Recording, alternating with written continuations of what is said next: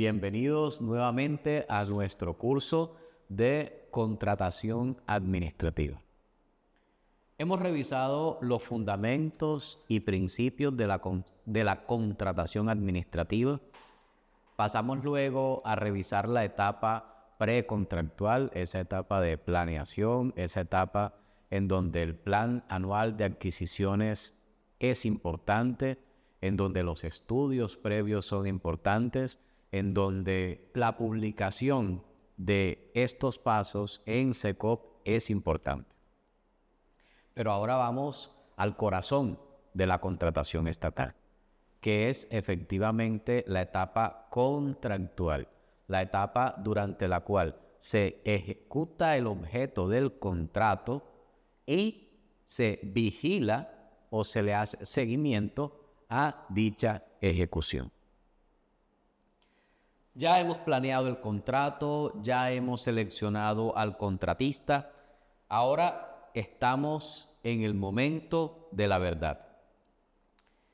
Es una etapa dinámica, una etapa llena de derechos, de deberes, de mecanismos legales que vamos a ir poco a poco conociendo. En esta etapa debe, durante la ejecución, preservarse el equilibrio contractual o el equilibrio económico.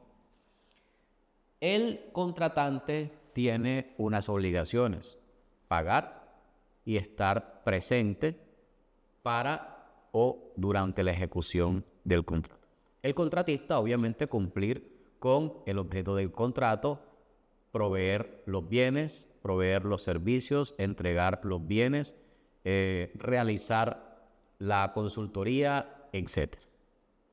En esta etapa debe preservarse el equilibrio económico del contrato, es decir, que aquello que se pactó inicialmente se mantenga durante la ejecución del contrato, previendo que en ciertas circunstancias ajenas a la voluntad de las partes, como la fuerza mayor, en esos casos la entidad pública tiene la obligación de restablecer esas condiciones inicialmente pactadas.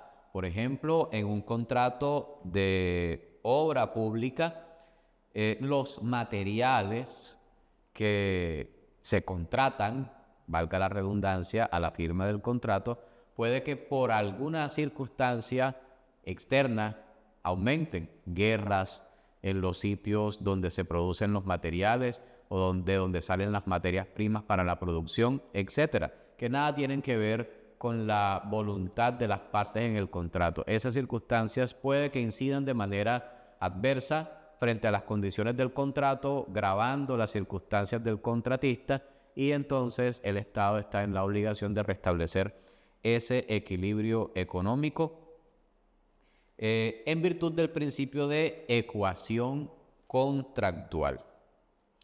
Ahora, pasando de la ejecución y el equilibrio económico, miremos entonces el régimen de garantías. ¿Cómo así régimen de garantías? Bueno, es que no estamos hablando de cualquier contrato, estamos hablando de contratos en donde lo que se persigue es el bien público, el bien común, los fines del Estado con patrimonio público. Entonces deben haber unas garantías para, valga la redundancia, asegurar o garantizar la ejecución del contrato, que se consigan los fines de esa contratación. Entonces, entre las garantías tenemos, por ejemplo, garantías de seriedad de la oferta, la cual la presenta el contratista para asegurar que una vez seleccionado firme el contrato, acepte el contrato. Luego tenemos garantías, por ejemplo, garantía de cumplimiento. Ampara, pues obviamente, la inversión o anticipo que, dependiendo de la clase de contratación, el Estado hace al contratista para efectos de que inicie con la ejecución del contrato.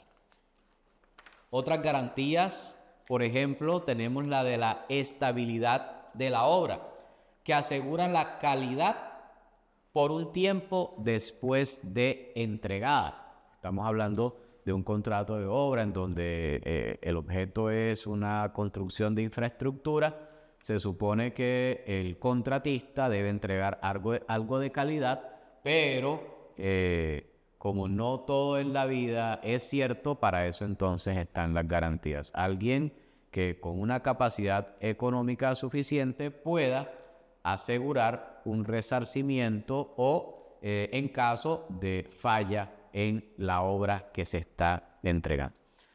Pasamos entonces a un punto bastante importante, que es la supervisión del contrato.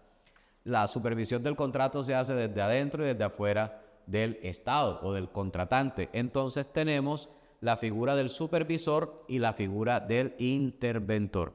El supervisor es aquella persona designada por la entidad para hacerle seguimiento a la ejecución del contrato, mientras que el interventor es aquella persona que se contrata para efectos de hacer un seguimiento, pero lo hace, pues obviamente, por así decirlo, de una manera externa a la entidad. Ambos están en la posición de asegurar que el objeto del contrato se cumpla. Tanto el supervisor como el interventor tienen grandes responsabilidades sobre cualquier incumplimiento o riesgo. Ahora pasemos a un tema bastante interesante, que son las potestades excepcionales. Acá estamos frente a un contrato, ¿cierto? Como lo dijimos en algún momento, un acuerdo de voluntades en que una persona se compromete a dar, hacer algo a favor de otra a cambio de un precio. Pero en un contrato entre particulares se está en igualdad de condiciones, mientras que en los contratos estatales tenemos a papá Estado como parte dentro de una contratación, y eso le da algunas potestades que por regla general no tenemos entre particulares, por eso se llaman entonces potestades excepcionales. Dentro de esas potestades excepcionales tenemos la interpretación unilateral. ¿Qué quiere decir interpretación unilateral? Que cualquier cláusula ambigua o que esté generando contrariedad entre contratante y contratista, la potestad de dirimir, discernir, de indicar cómo se debe interpretar esa cláusula está en manos del Estado, del contratista.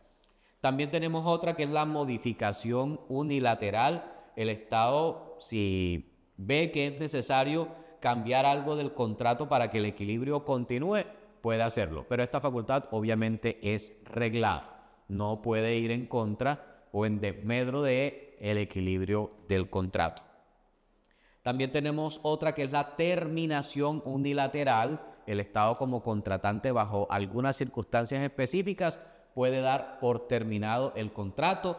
Y la más dura es la caducidad. En caso de incumplimiento demostrado por parte del contratista, el contratante, papá Estado, puede declarar la caducidad del contrato. Bien, entonces esa etapa de ejecución se basa en el cumplimiento de las obligaciones, el mantenimiento del equilibrio económico, la vigilancia constante sobre la ejecución del contrato, la supervisión y, como último recurso, las cláusulas o potestades excepcionales. Pasaremos en la siguiente unidad entonces a revisar qué pasa cuando se termina el contrato. Los espero.